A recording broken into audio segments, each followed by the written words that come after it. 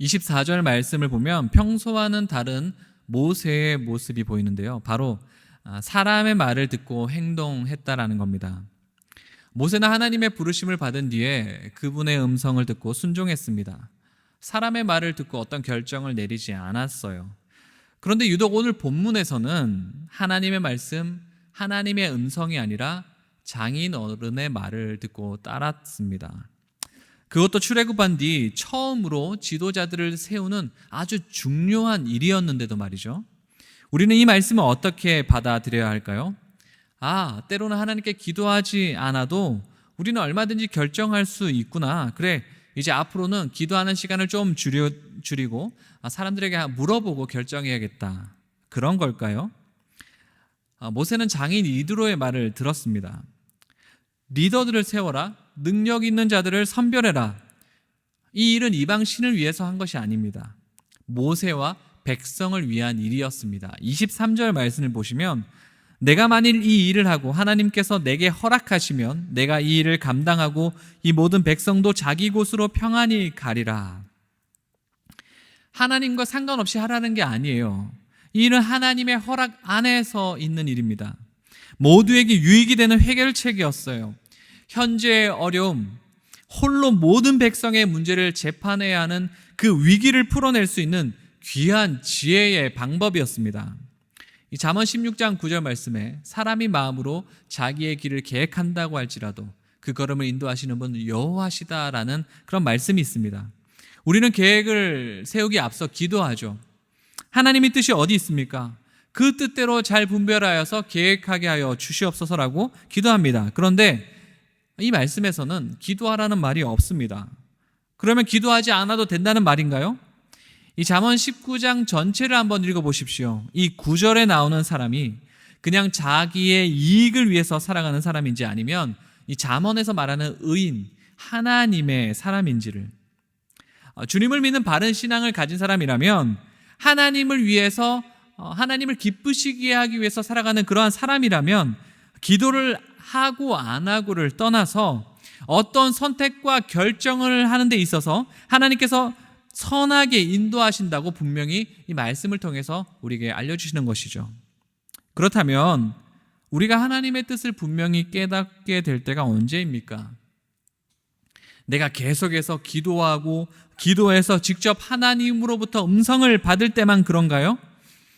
오늘 본문 말씀에 비추어 보면 나와 가까운 믿음의 지체들을 통하여서도 얼마든지 가능하다라는 겁니다. 나를 잘 알고 나를 사랑하고 하나님의 나라를 세워가는데 함께 애쓰는 자들의 그러한 조언을 통해서 깨달을 수 있다라는 겁니다. 하나님께서는 우리를 혼자 믿음 생활하도록 내버려 두지 않으셨습니다. 철저하게 이 공동체를 이루어서 그 안에서 성장하도록 하셨습니다. 샘터 식구들을 통해서 나의 부족함을 깨닫고 또 보완하도록 하셨습니다.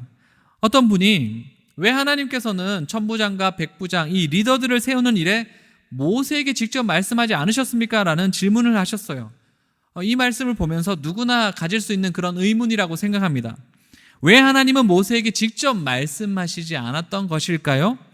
하나님의 뜻이 아니었기 때문에 그랬을까요? 어쩌면 하나님은 너무나도 위대해 보이는 그 하나님의 말씀을 직접 받고 또 하나님과 교제하면서 얼굴에 광채도 나타나는 너무나 엄청나게 보이는 모세도 역시나 다른 사람의 말을 들을 필요가 있다는 것을 말씀해 주시고 싶으셨던 것입니다. 누구도 근접할 수 없는 그 위대한 하나님의 사람도 조언을 들을 필요가 있다는 거죠. 혼자 자기가 하나님과 대면하면서 모든 일을 다 처리할 수 있도록 하나님은 허락하지 않으셨다라는 겁니다. 신앙생활이라는 것은 독불장군식으로 내가 오래 믿었다고, 내가 기도한다고 나만 하나님의 뜻을 아는 것이 아니라는 겁니다. 본문 바로 앞장인 17장의 말씀을 보면 이스라엘 백성들이 아말렉과 전투를 벌입니다. 모세가 손을 들이니까 이스라엘이 승리하기 시작했어요. 팔이 아파서 내리니까 지기 시작했습니다. 그래서 아론과 훌이 모세의 손을 붙들어서 올렸습니다. 결국 이스라엘이 대승을 거두었죠. 그 위대했던 모세가 도움을 받지 않으면 안 된다는 것이었습니다. 어느 누구의 말도 듣지 않고 어느 누구의 도움도 받지 않으면서 자기가 하고 싶은 대로 신앙생활을 하는 것을 우리 주님께서는 원하지 않으십니다. 정말 하나님을 사랑하고 하나님을 잘 믿는 신실한 자들의 조언 한마디가 주님의 음성이 될 수 있다라는 거죠. 그때 또 엎드려서 기도할게요 라고 말하는 사람은 아직 신앙이 성숙하다라고 말하기 어렵습니다. 저는 오늘 기도하기를 멈추라, 기도하는 시간을 줄여라 라고 말씀드리는 것이 아닙니다. 기도는 우리 생활에 있어서 정말 기본이어야 합니다. 가장 기초적인 신앙생활이며 우리의 영의 호흡인 것이죠. 그러나 나의 기도만이 신앙의 전부라고 생각해서는 안 된다는 겁니다. 하나님께도 들을 수 있어야 하고 나와 함께 신앙생활하는 하나님께서 내게 붙여주신 귀한 지체들의 말을 들을 수 있어야 한다는 거죠. 그래서 샘터가 정말로 중요합니다. 매주 모여서 말씀을 나누고 기도하며 하나님의 나라를 함께 세워가는 이 지체들을 통해서 하나님께서는 우리 가운데 역사하신다라는 겁니다. 성경을 볼 때 참 안타까운 인물이 있다면 요시야 왕입니다. 그는 무너져가는 유다의 선한 왕이었습니다. 정말로 하나님을 잘 섬겼던 왕입니다. 성전을 정화하고 우상을 싹 치워버리고 유월절을 회복했던 너무나 귀한 왕이에요. 그런데 애굽 왕이 아수르를 치기 위해서 잠시 유다를 지나가려고 했지만 요시야가 그것을 막았습니다. 분명 애굽 왕은 하나님의 명령이기 때문에 너와 싸우기를 원치 않는다. 그러니 길만 좀 내어달라라고 부탁을 하고 전했지만 요시야는 그것을 듣지 않고 싸우다가 죽었습니다. 그 이후로 유다는 완전히 내리막으로 치닫게 되었는데요.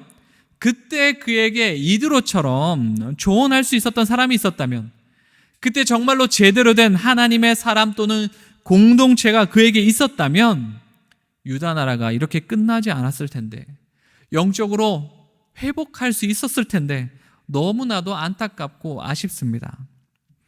아무리 뛰어난 사람이라 할지라도 혼자서는 안 됩니다. 함께 해야 합니다.